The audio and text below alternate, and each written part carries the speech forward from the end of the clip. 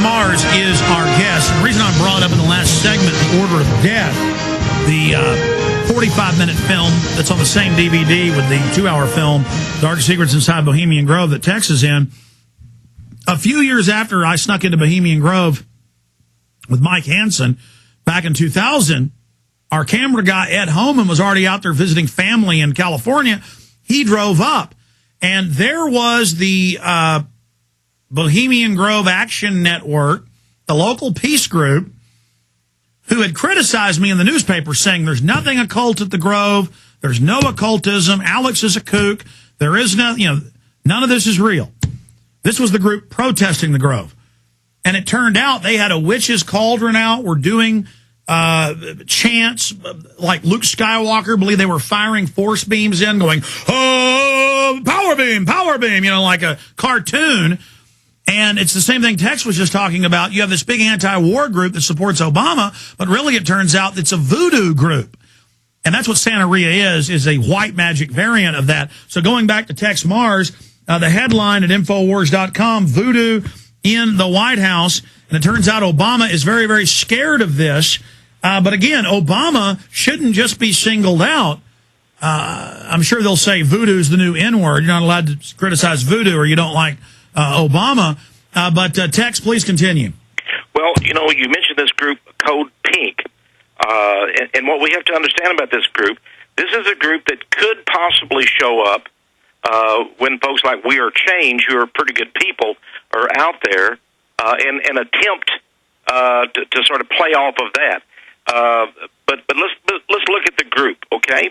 First of all, I want people to understand that this is not some odd group in terms of the Obama White House, because in The Nation magazine, The Nation is one of the more liberal magazines. It's been on bookstores, Barnes and Noble and Borders bookstore shelves for years, decades and decades. So this is an old line liberal left-wing Democrat Party publication.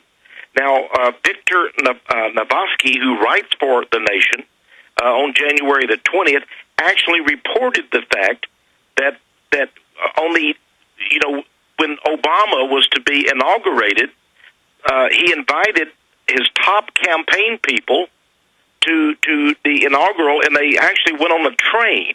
So it was a big deal, the campaign train. Now, Navosky reported that one of his seatmates was a member of this Code Pink, and they were talking about the planning for a rally to cleanse the White House for a Wiccan ritual by this Code Pink. Well, Alex, obviously, I was very interested in finding out who is this Code Pink that is such a powerful group that its leaders are asked to ride on the campaign train with Obama, and they're going to have this ritual to cleanse the White House. Well, I found three very interesting people who are the founders of it. The first one is the well-known witch, Miriam Starhawk. My wife Wanda wrote the book New Age Lies to Women that expose witchcraft in the Christian church even. Starhawk is one of the people that she exposed. This earth witchcraft Wicca activism. So Starhawk, and by the way, that's not her real name. She's actually a Jewish woman named Miriam Simos. These are three Zionist Jewish women. Now, this is what makes it interesting. They claim to be anti-war. They all are big backers of Obama, and they actually did such things as they would go and interrupt Sarah Palin's speeches. They did that on a couple occasions. They once blocked traffic on Golden Gate Bridge in San Francisco. They did a demonstration in front of Fort Hood. That was the Austin, Texas chapter. And by the way, they put out a book, and they had some big names in the book: Amy Goodman, Janine Garofalo, Nancy Pelosi, Arianna Huffington. All of these people wrote in this Code Pink book, so you can see the power level of this group. Now, the other two members are a woman named Jody Evans. Evidently, she held this witchcraft ritual to cleanse the White House. She went down to El Salvador. All of these are communists, socialists. She went down to El Salvador to work with the Zapatistas. Her husband was a wealthy, although most of these women are lesbian. She went down. She had a wealthy billionaire husband. By the way, they're a big supporter of the LGBT, the lesbian, gay, bisexual, transgender agenda. And they were very happy, I understand, yesterday because President Obama and Eric Holder, the Attorney General, came out against the Defense of Marriage Act. They want it repealed, and that pleased the lesbians and the transgender people. But the big thing about Code Pink, being socialist communist, being part of the Obama campaign funding network, is that they are for a global government, in other words, the New World Order and culture. But now get this, Alex. You know, there's a law right now. If you were to send $50 to some, Arab group that they claim is Al Qaeda, they'd put you in prison, would they not? Absolutely. There's a law. Yeah, but wait, this group, Code Pink, gave $600,000 in food and medicine and cash to the Iraqi insurgents that were fighting the Americans. And this whole deal for them to give this money and materials to the Al-Qaeda insurgents, supposedly, if you even believe there's Al-Qaeda, in Iraq, was all managed by Congressman Henry Waxman. But it expands from there.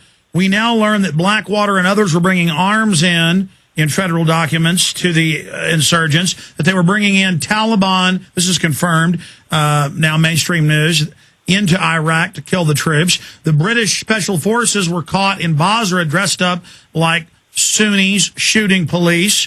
That's Times of London confirmed. And so acting like peace activists, they're actually helping get the goods in to continue what's happening. Is that what you're saying? Yeah, absolutely, because what they want is to continue destabilizing the Iraqi economy and government, and that gives us, the United States and Israel, the pretext to maintain our troop support there. So while we can't leave as long as the Henry Waxman is Jewish, this congressman, and he's one of the biggest backers of Israel. So what is he doing helping this group, Code Pink, this socialist communist group, give $600,000 to the insurgents at Fallujah in Iraq? You get the whole deal here. The picture is they're the troublemakers. They have to destabilize the country, and that is a pretext for American military intervention and maintaining our forces over there. So the whole thing is a big setup. Now, by the way, the third founder, in addition to Witch Starhawk and this Jody Evans, is a woman named Medea Benjamin.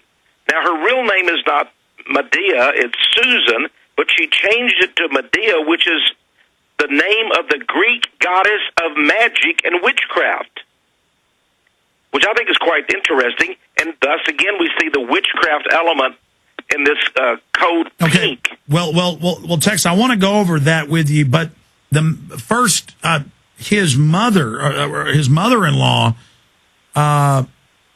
running around in the White House doing voodoo. I mean, is there no end to this? I mean, voodoo is about terrorizing people, scaring people. It says here that she believes she's dying even though she isn't sick. Classic voodoo superstition. Talk about voodoo economics. This is voodoo in the White House. Well, it is. You're talking about the 72-year-old mother of Michelle Obama, Marian Robinson, who evidently was practicing Santeria. And you're right, it is voodoo. And by the way, I have a picture of Obama in my upcoming video from the 1996 edition of the New Yorker. It pictures he was in his 30s then, Obama sitting with Michelle on their living room couch. She has a very close-cropped afro haircut. And it's very interesting. This whole thing was staged, this picture in the New Yorker. To his immediate right, on the table beside him in his living room, is a little statuette, an idol of a Santeria, basically a West African, because see, Santeria is very big in the Caribbean, in Cuba, the Caribbean islands. Now, of course, unfortunately, in Florida, it's even given tax-exempt 501c3 tax-exempt status as a church in America, although they conduct rituals in when you land anywhere in a cruise ship now, I've only been on 2 cruises, And everywhere we land, they're out doing voodoo rituals when you get off, and they're taking it real serious. And boy, look what voodoo's done for their country. I mean, it just absolutely brings your country down. But go ahead. Oh, it does. Well, here is Obama sitting, and right beside him is a devil god totem idol. Right there in his living room. On the wall behind him are lithographs or pictures of Indonesian Bali dancers to their pagan gods. Well, listen, we're doing a web search on this right now. You said that was in the New Yorker. Yeah. Try a search. 1996. Okay, 1996 New Yorker photo, Michelle Obama, Barack Obama, or photo, young Barack Obama and Michelle Obama.